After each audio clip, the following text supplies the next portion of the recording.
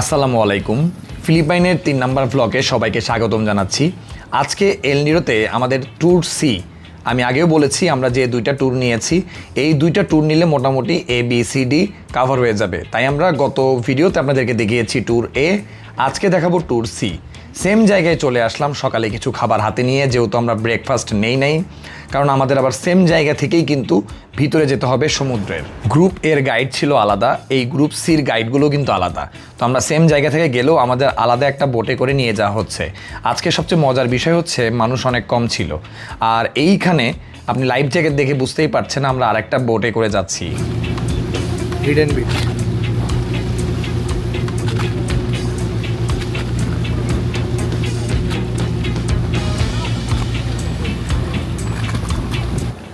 So আমি আর তারুণ্য একদম বলতে গেলে বোট থেকে যে নামলাম, এখানে সুইমিং করে আসতে হয়েছে।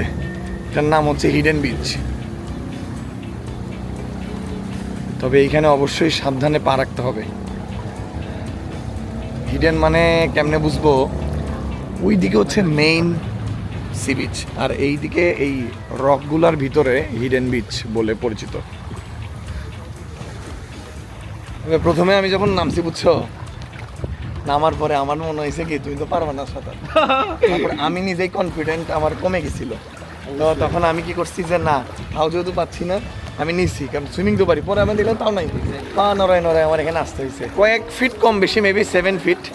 বাট আমার কাছে মনে হয় যে হিডেন বিচ কেন বলা হয়েছে এটা আপনারা এখন বুঝতে পারবেন। এর মাঝখানে দিয়ে যেতে হয়। এই যে দেখো, this is the view. Oh my god, এটা হচ্ছে হিডেন বিচ। আমরা ছবি তুলবো এখানে। পানি ক্রিস্টাল ক্লিয়ার।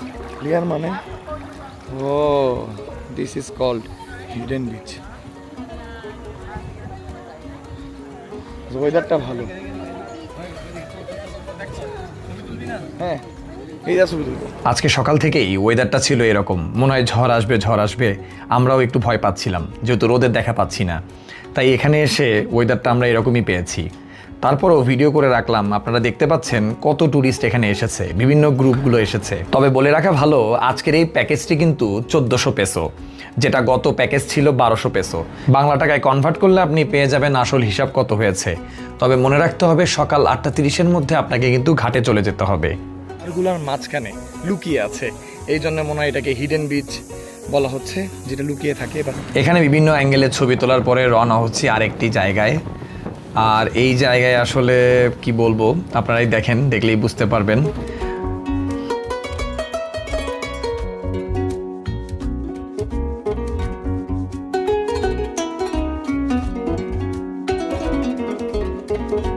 আমি আবার ওকে জিজ্ঞেস করেছিলাম যে হিডেন বিচ আর সিক্রেট বিচ এক কিনা, বা সিক্রেট লাগুন এক কিনা, যেহেতু আমরা অ্যাক্টিভিটিগুলো আসলে 2 দিনের জন্য নিয়েছি।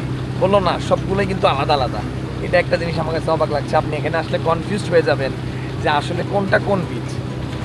আর আজকের ওয়েদারের উপর ডিপেন্ড করে আমি এটাই বলতে চাই যে আজকে কিন্তু বেশি ঢেউ ছিল, ভয় পাওয়ার কোনো কারণ নাই। সবসময় লাইফ জ্যাকেট পরে রাখতে হবে। আর এই জায়গাকার পানির রঙটা একদম ডিপ ব্লুর মতো, নেভি ব্লুর মতো। জানি না আসলে এদিকে ওশান ব্লু কিনা। হিডেন বিচ থেকে চলে আসলাম সিক্রেট বিচে। কেন সিক্রেট বিচ বলা হচ্ছে আপনারা পুরো ভিডিও দেখলে বুঝতে পারবেন। এইখানে অন্যরকম একটা এক্সপিরিয়েন্স আমরা করেছি, কল্পনার বাইরে। শুধু একটা কথা বলতে চাই, আমরা এইখান দিয়ে আসছি, এদের সামনে রয়েছে এখানে। একটা কথা না বললেই না, যে এইখানে আপনি কিন্তু থাপাবেন না। অবশ্যই সুইমিং জানতে হবে, সাঁতার না জানলে হবে না, অবশ্যই লাইফ জ্যাকেট লাগবে। তো আমি একটু ভিউটা দেখাই যে কেন এটা হিডেন। কারণ এই যে একটা ছোট্ট গুহার মতো, এই দিক দিয়ে আসতে হয়েছে আমাদেরকে। কারণ তো পুরো ভয়ে শেষ, আমিও ভয়ে শেষ। আপনাদেরকে দেখাই, এই যে লাইফ জ্যাকেট কিন্তু আমরা খুলি নাই। কি এখন খুব খুশি, একটু আগে তো পানি খাইতে খাইতে তুমি শেষ। মানে পানি খাই নাই আর। লবণ খাইছো? না না, কিছু খাই নাই, জাস্ট খালি মুখে পানি পড়ছে। তো একটু দেখাই যে এটা কেন। ও মাই গড, সিক্রেট মানে ও এটা হিডেন না সিক্রেট? অনেক ডিপ, অনেক deep. This is secret, not hidden. So বুঝতেই পারতেছেন, সাঁতার বাড়ি, বাট এই সাঁতার দেখে না হবে না। আমি একটু পুরো ভিউটা আপনাদেরকে দেখাই। এখানে দেখেন অনেক টুরিস্ট কিন্তু এখানে এসেছে। আমাদের আজকের গাইড এই সাদা গেঞ্জি পরা ভদ্রলোক, উনি আমাদেরকে সকালবেলা হোটেল থেকে নিয়ে আসছে, এখন আমাদেরকে গাইডলাইন ভালোভাবেই দিচ্ছে। সো এখানকার পানিগুলো একটু দেখাই। অনেক ছবি তোলা হয়েছে, সময় হয়ে গেছে খাবারের। তো আমাদের দুপুরের খাবারের জন্য আমরা আরেকটা জায়গায় যাচ্ছি। এখানে আমরা দুপুরের খাবার খাবো। এই জায়গাটাও অনেক রিল্যাক্স করার জন্য ভালো। লাঞ্চের জন্য আমরা এখানে ডালিসাই বিচকে বেছে নিয়েছি।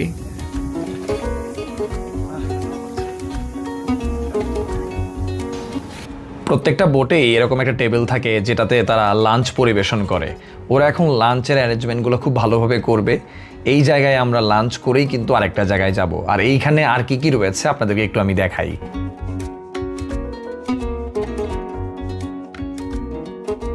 এল নিডো শহর থেকে আসলে অনেক দূরে এসেছি। এই ডালিসাই বিচে এসে দেখছি যে এখানে কিছু ডাব আছে, চিপস আছে, কাপ নুডলস, ড্রিঙ্কস। চিন্তা করছেন কত দূরে এরকম তারা বিজনেস করছে।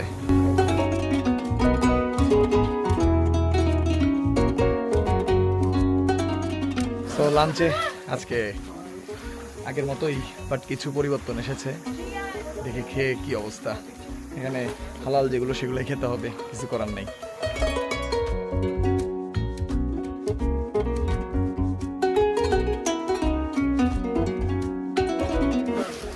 So jackfish, eggplant ensalada, noodles with vegetable, chicken, adobo. That's eggplant ensalada as well, cucumber salad. But lunch শেষ করেই আমরা রওনা হলাম আরেকটি স্পট ভিজিট করতে। আমাদের শেষ স্পটটি থাকবে হেলিকপ্টার আইল্যান্ড। তার আগে ওরা একটা স্পটে আমাদেরকে নিয়ে যাচ্ছে। ওরা বলল এই জায়গায় মানুষ আসেই সাধারণত কিছুক্ষণ রেস্ট নেওয়ার জন্য, কারণ আমরা সারাদিনে এতটা অ্যাক্টিভিটি করেছি, সবারই একটু রেস্ট দরকার। এখানে আপনার মনে হতে পারে পানি অনেক কম, আসলে কিন্তু তা নয়। দেখা যাচ্ছে যে পানি অনেক কম।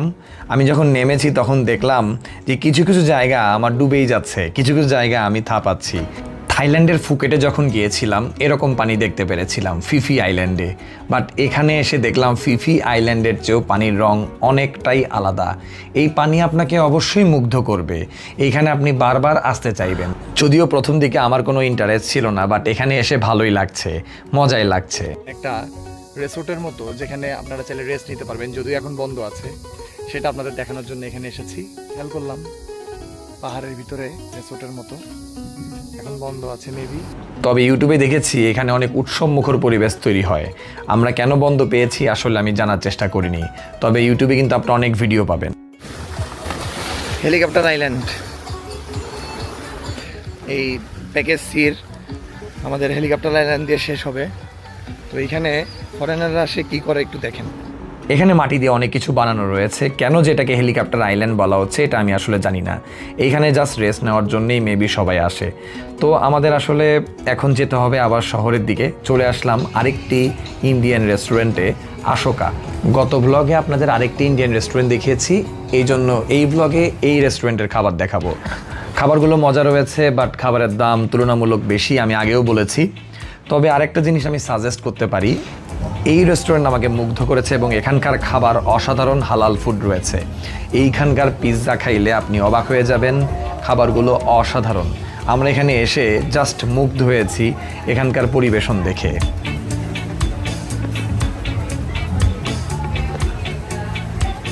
দেখা হবে এর পরের ব্লগে। আমরা যাব ম্যানিলা সিটিতে, আপনাদের সাথে শেয়ার করবো ইনশাল্লাহ। ভালো থাকবেন, সুস্থ থাকবেন। আসসালামু আলাইকুম।